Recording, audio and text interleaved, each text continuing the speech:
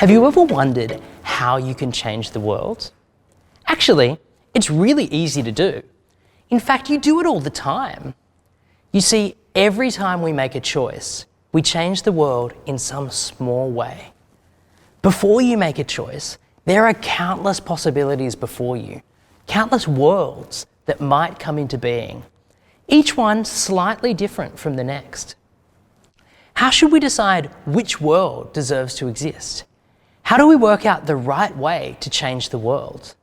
To change the world for the better, you first need to be able to identify all the different possibilities that lie before you. That's harder than it seems. A range of ethical issues emerge from framing the problem and solutions incorrectly. We assume the choice is an either-or when there are actually more options. We focus on the symptoms rather than the cause of the problem. We assume that other people's thoughts, beliefs, and motivations are the same as ours. The list goes on. And this is why moral imagination plays a crucial role in good, ethical decision-making. Imagination pushes us past the obvious answers, our default modes of thinking, and our assumptions about other people.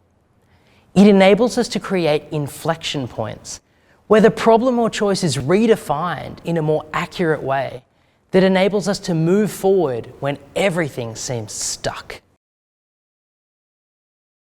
It generates empathy and a better understanding, not just of what other people want and need, but why they feel the way they do.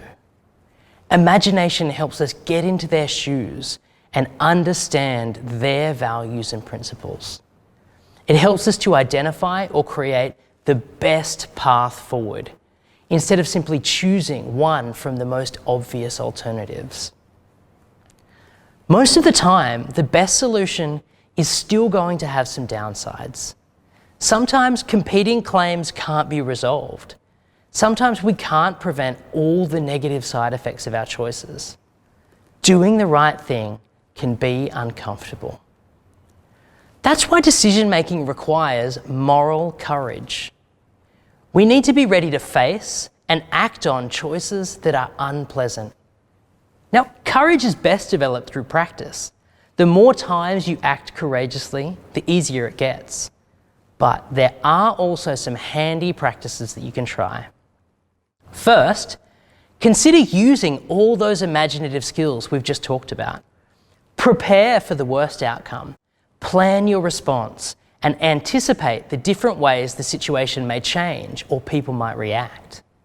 Second, explore why you're finding a certain choice unpleasant. What are the beliefs, values, principles, and desires at the root of your concern? Explore those factors. Are they valid? Are your concerns well-founded? And finally, find some allies to support you through that difficult choice. You don't have to face tough choices alone.